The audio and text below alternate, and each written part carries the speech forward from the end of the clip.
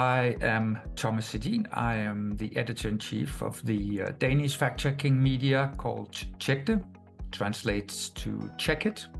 And we are also part of the Nordic edmo hub called NORDIS, together with a fact-checking organization in Sweden, Norway, and Finland, and universities in the respective countries also.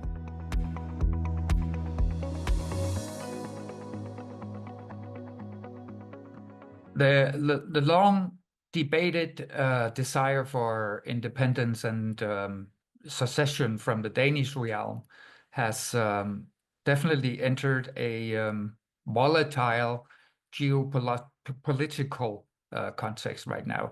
The issue has been significantly amplified by the fact that multiple countries, most notably the US administration, are openly courting towards the Greenlandic people in an effort to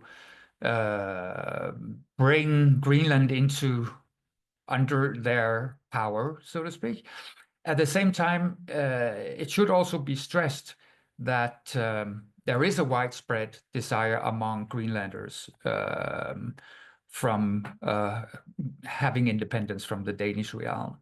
Now, the question of independence would likely have been on the agenda in the election anyway, as it has for many years been a topic among in the Greenlandic Danish debate.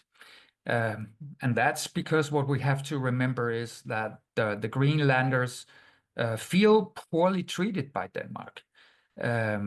However, this election is, as I said, now taking place at a time of increasing geopolitical competition over the Arctic region, and that also includes Greenland, of course.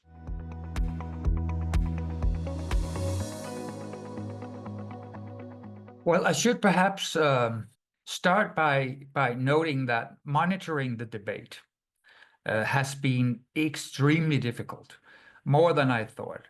In particular, it has been challenging for us to follow the debate from a Greenlandic perspective. We simply do not have the right tools to conduct an effective monitoring. As also, well, we lack access to real-time data from the platforms. But however, some of the misinformation and disinformation we have observed has been quite obvious. As I said, it stems from a clear desire within the US administration to acquire Greenland, more or less voluntarily. Naturally, this political attention has been the subject of campaigns by foreign powers.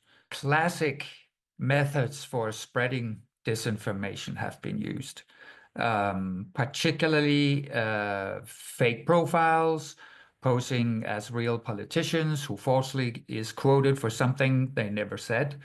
Additionally, we have also seen information circulating that is based on statistics and analysis which have been either presented in a misleading context or distorted, something that would more accurately perhaps be called misinformation. You take the question of channels first, definitely. X has been a key channel for spreading disinformation, which then also has found its way to Facebook and other platforms. The geopolitical interest in Greenland, as we have already talked about, has particularly been the subject of disinformation, with claims that Denmark could simply sell Greenland to the United States, for instance, something that is legally impossible. At the same time, pro-Russian fake profiles have falsely quoted Danish and Greenlandic politicians. For example, a Danish politician on a fake profile was quoted for thanking Russia for helping Denmark in the fight against the US charm offensive towards Greenland. Additionally, a fake profile using the name of the Greenland's leader has been cited for making a harsh and highly undiplomatic rejection of the Americans. I won't even repeat the rejection here from the post. However, also other narratives has played a significant role. And that is actually not a new one. As I said, Greenlanders do feel mistreated by Denmark on multiple fronts. However, the debate ahead of the election gained a new momentum after a TV documentary on the Danish national TV station, on one of them, attempted to highlight and investigate how Denmark has made billions and billions allegedly by exploiting Greenland's natural sources without benefiting Greenland. The documentary claims about this financial surplus, so to speak. It turned out to be unnuanced and undocumented, that figure they were mentioning. And actually that led to the broadcaster withdrawing the TV documentary. It's now deleted from the platform. But nevertheless, the figure was out there. The debate continued, fueling misinformation as the numbers were or are misused or misinterpreted. So you could say there is mis and disinformation coming from outside of our Greenlandic Danish borders, but also something happened within where a debate got tense attention. Maybe not so much in the rest of the world, but definitely within the kingdom.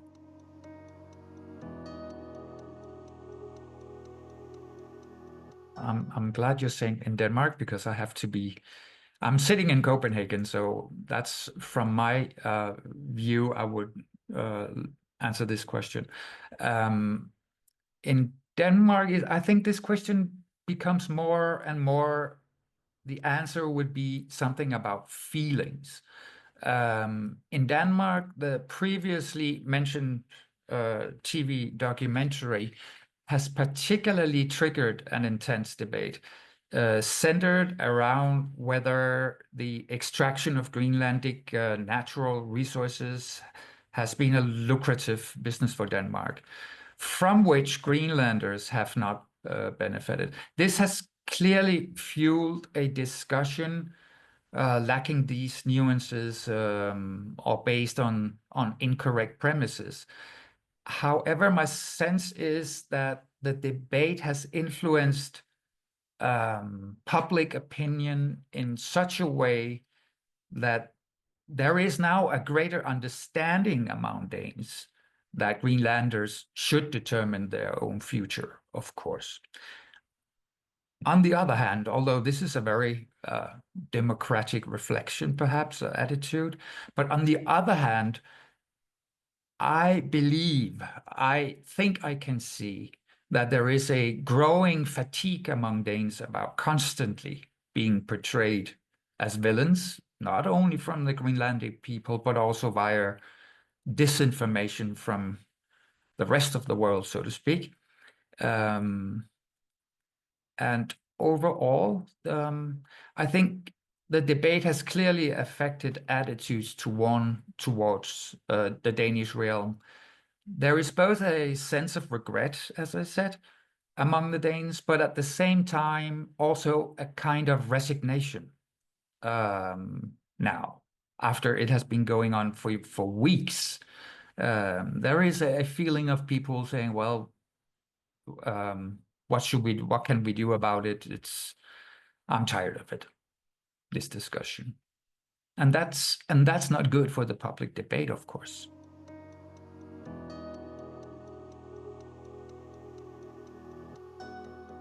From our perspective, there will likely be a referendum in Greenland on the question of independence later on.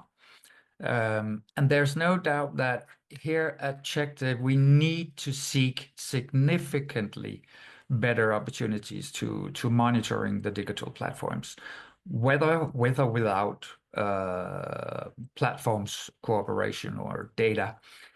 It is what we really have learned. It's in this time. It is not enough to simply keep an eye on selected profiles, where for tons of selected profiles, where foreign powers might be trying to influence the coming referendum. We also need to particularly, which is challenging, to monitor the public debate among the ordinary Greenlandic people. And that is something that we have had a hard time doing this time, both because of linguistic problems. The Greenlandic language doesn't resemble English or Danish or any other wide-spoken languages in the world, and unfortunately we don't speak it, but also because we're not used to monitor the public debate in Greenland on digital platforms. And of course, this raises another question of finances. As such, a strong focus is costly, both in terms of salaries, but also technology.